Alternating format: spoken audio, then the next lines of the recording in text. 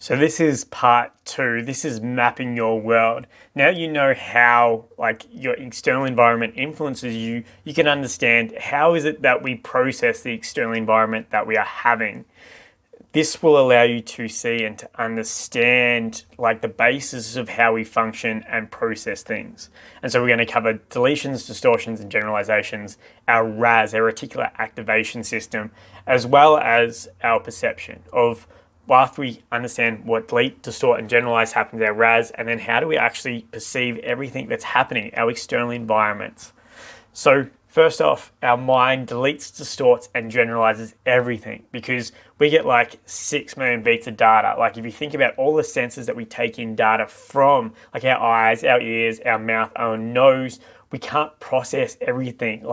If you think about it, there's this computer reboot thing that's too much information. And so in order for our brain to be able to process these things, in order for it to be able to understand what's important, our brain deletes, distorts, and generalizes everything. And so what it does is it first starts off by deleting everything that isn't important, that doesn't function. Have you ever had one of those moments when you're looking for the sugar in the pantry and you just can't see the sugar until you go, where is the sugar? And then it appears. Because our brain isn't looking for it, it decides to delete anything that it doesn't feel is important. That's why we can only see so much around us in terms of our vision. The next part is it distorts things. It changes things in how we perceive things. And so the purpose of distorting things is to it doesn't have all the information. It can't grasp everything. And so have you ever heard of someone speaking another language or has a really strong accent? It really distorts what they're trying to say. And by distorting it, it's because it doesn't have all the information to gather and to understand what it is. And the third part is it generalizes everything.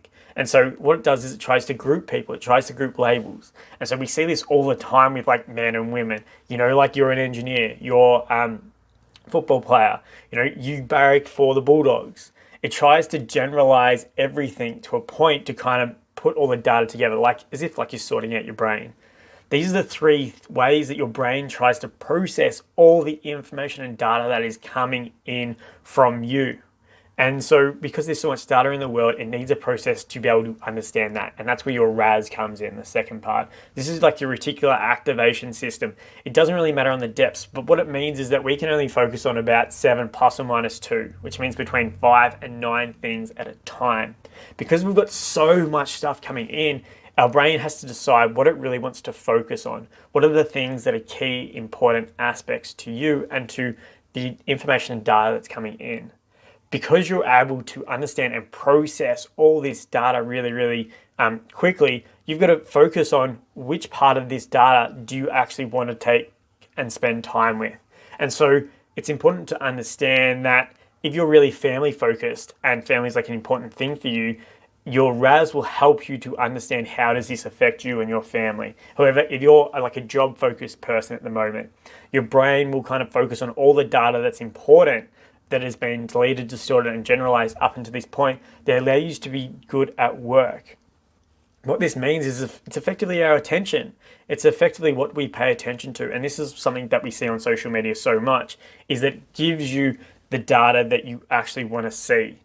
This is exactly the same process that you've seen on that Netflix documentary. It's gone from my mind. But when you can actually see that it actually processes us and gives us the data that we want to see, it confirms our biases that we have. And so what makes this really important to understand is that when we know that we focus on one thing, we can either choose to keep focusing on it or we can adjust our focus to something that's more important.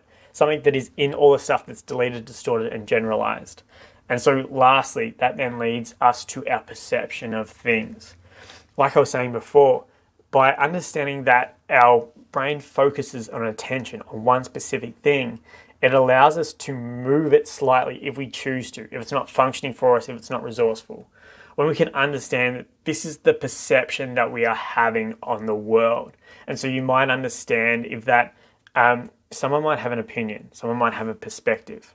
And so, for example, someone that decides to get married young, you have this perception that maybe they really are valuable. it is an important trait. It's something that is really important within society. But then there's so many other people now that are looking for adventure, that are seeking something else, something different outside of that, old-fashioned thinking. And none of these are right or wrong, but what we've been focused on, all the data that's been deleted and distorted and generalized up until this point, changes our view and our projection of what that situation is. And so to kind of give it a really, really simple perspective is that it's like someone that's colorblind, is that they've only got a certain amount of range of color that they can actually see. And so when their reticular activation system picks stuff up, they can only see a limited amount of stuff. And so when that gets projected onto the world, they see something different to what everyone else sees. But understanding that this color blindness happens to the way we think, the way we act, and the way we see the world, we can actually start to realize that maybe the things that have always been the case aren't always the case, and we can actually change and grow. Because growth means that we believe and see and think something differently, which then leads to acting into a certain way. When we can understand that our perception is only based off of the data that we can actually see and we focus on, and there's way more data out there, it allows us to be able to question what's working and what's not and see a different perspective. I trust this is helpful, and remember, always go far.